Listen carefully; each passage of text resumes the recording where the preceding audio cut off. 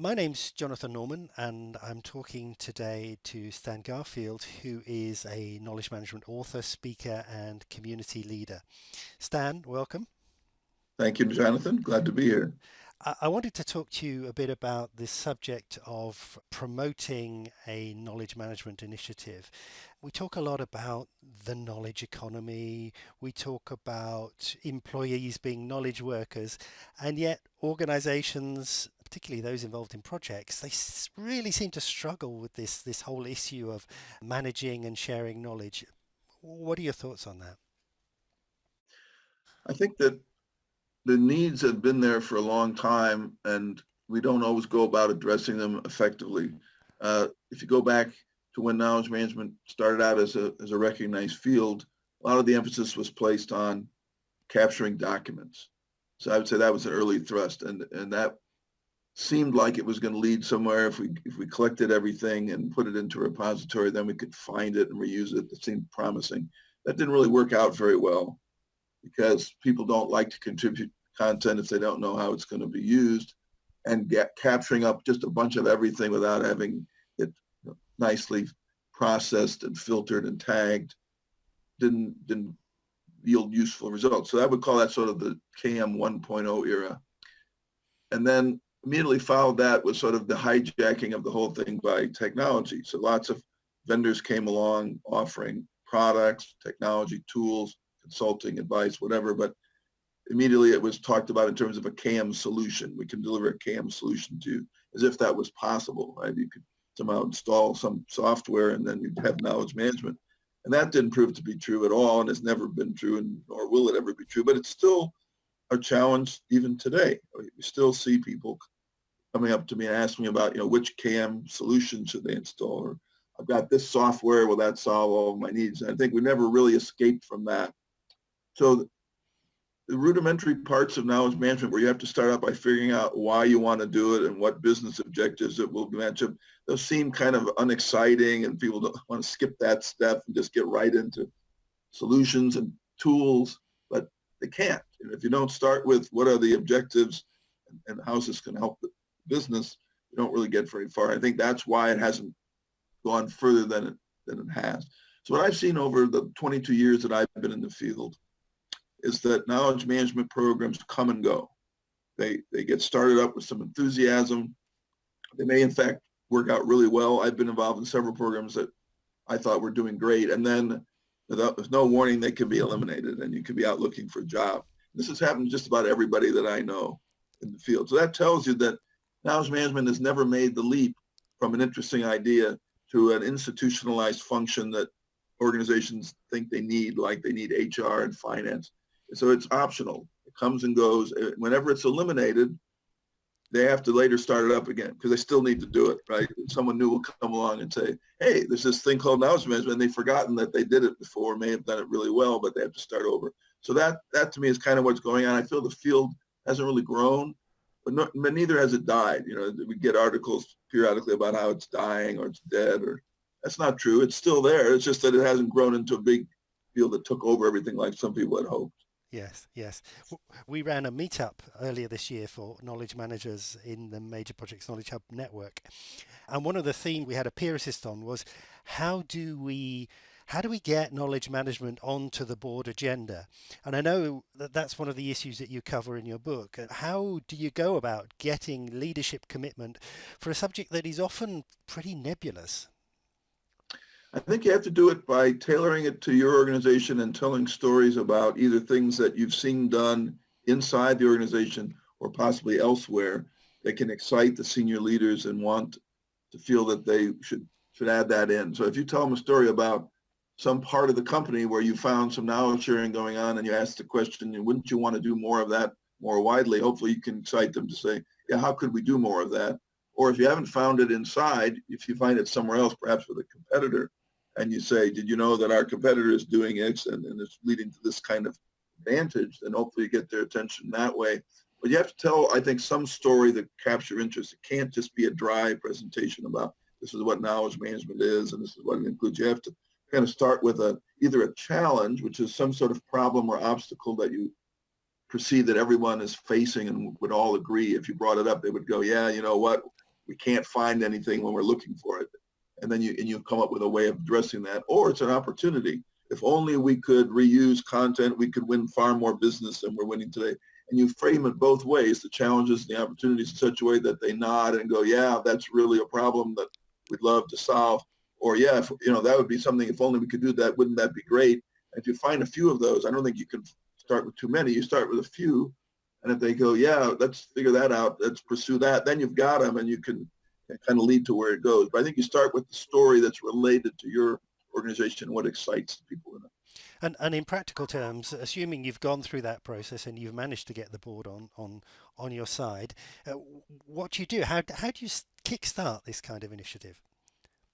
I think you have to go out and find throughout the organization those people who share at least part of your passion and bring them on board as your champions. When I started up my first KM effort at Digital, which was 22 years ago, I was the only one. They didn't say go out and form a large organization. They said, here, you go do it. And I had to then find people that I could recruit, even though they didn't work for me and I didn't fund them. I had to find people who nonetheless believed in it. And I think that's still true today. There's always going to be believers out there. And if you can locate them and recruit them into your band and say, come join me, I'm not going to pay you anything. You're going to still have to do your other job, but we'll be able to, address the things that you're passionate about. That usually gets you off to a good start. Now you've got this virtual team, you can do some things, and then you can start seeing if you can add some more permanent members. Yes. Some departments will automatically take to this and some will resist it. And the ones that take to it, you get the volunteer sign, that's really helpful. The other departments that resist it, you may have to do more. You may have to send in a plant, somebody that you provide that goes and lives in that department, and then kind of eventually over time gets them into the fold. But you start, you spread, and then you get to the point where you can deliver something, and then hopefully you say to one part of the organization, you know what we're doing for engineering? We've got this community going, and here's what it's doing, and these people are really learning and benefiting from it. Would you like to do something like that in manufacturing? And if they go, yeah, we're envious of engineering, tell me more, then you can spread it around that way. Fantastic. I mean, you talked about technology a little earlier on as having been the great white hope, which has since been discounted. But what is the role of technology now in knowledge management? I think it's required. You've got to have technology, but there's no real way in today's world that you could do much knowledge management without some technology. I mean, if you had an organization with 10 people in it and they all sat in the same room, I suppose you could organize lots of discussions and interactions without any technology. But the minute you get a little larger than that, you're going to need something. And when you get into huge organizations that are geographically dispersed, then it's essential. And it doesn't have to be anything profound. I usually find that most companies already have technology. So it isn't a question of having to go and buy anything. It's just surveying what's there already and maybe even limiting it down and saying, all right, if we already have Microsoft software, we're running some version of SharePoint, or we're going to go to Office 365, or even if they're just using the Microsoft Office suite, chances are they've already got the software. They may not be using it for knowledge sharing. And then you could say, all right, that's enough to get started with. Let's focus on the top 3 business objectives and how the software we already have can meet it. So you're going to need it. If you want to have a community and people can have online discussions, you need something to enable that. It can be a tool like Yammer, or it could be a tool like Facebook's Workplace. It doesn't really matter, just something that enables it. And if you need someplace to store documents, you probably have some software already for that. And that could be Microsoft SharePoint or whatever you happen to have. But I think you've got to have it, but I think most companies do. And in some companies, the problem isn't that they need to buy software, it's that they need to narrow down the software. I've been in companies where they had hundreds of different tools and they couldn't figure out which ones to use, or they were all using different ones and they didn't interrelate.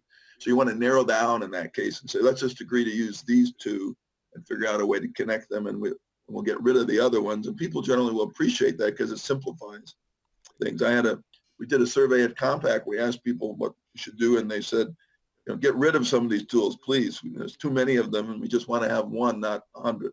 Yes, yeah, that's interesting. I've found, particularly in the project environment, that projects tend to be such discrete activities that where people are involved in knowledge sharing and knowledge management, those are often at the project level and they never manage to get back into the organization, partly because people are using their own particular software or their own particular tools for a given project.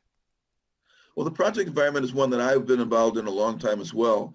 And I can tell you the story about what it was like trying to institutionalize that when we were at Digital. The original idea was we should have a project workspace where the project team can collaborate.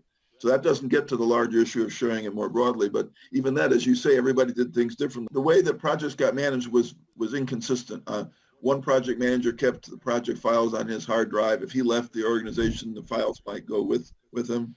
Another one would use a shared drive, and the members of the team could share across the drive, but it wasn't accessible to anyone else. And then there would be people using their own tools that they preferred, or in some cases not using any tools at all. Everything was paper.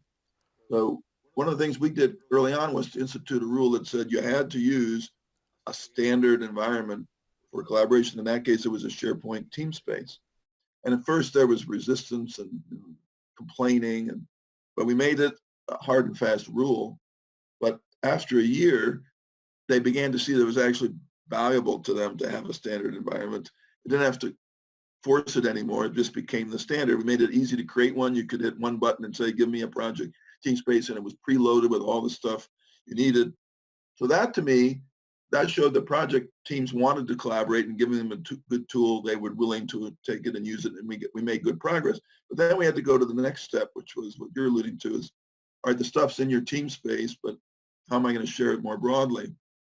Now that got to be more challenging. And at first, you have too ambitious a goal. You think, we'll get every document, we'll get the project plan, the statement of work breakdown structure, and all the deliverables. And people they just won't do it. Even though there was a policy that said they were supposed to contribute at certain milestones, they wouldn't. So we tried to say, what's the simplest thing that we could do that wouldn't get people to object too strongly? And that was define just the core information from each project we wanted to put into a repository. Who were the people on it? What was the technology? Who was the customer? What was the industry? And a description of it that was brief and concise. And we narrowed it down to the simplest possible record we could capture. People still complained about that. But I used to say to them, it takes you longer to complain to me about it than it would take to fill in. It will only take you 5 minutes. So just stop complaining and fill it in. And we made that something we inspected. We did quality control on it. We made that a goal. And eventually we got to the point where routinely people would contribute what we called the project profile into the system, so we could then search for and find it. And even if we couldn't find all the documents, we could find who worked on it. Yeah. We could go back to them. They could then pull it out of their project team Yes. space. So to me, that was a nice intermediary between having, an elaborate system that sucked all of the stuff automatically out of the project team spaces and put it into a nicely tagged repository. At least allowed you to search on, find it, and then take the next step if you needed to get more. You talked about the challenge, that the way that a lot of the knowledge management projects on which you'd work, they'd start with huge enthusiasm, and they'd gradually, over the course of months or perhaps years, kind of dissipate and disappear. Have you learned how to sustain this? How do you create a kind of sharing culture? One of the challenges of sustaining is that the people you're serving may be really happy with what you're doing and love it and want to keep using it indefinitely. But often the problem comes from leadership changing at the top.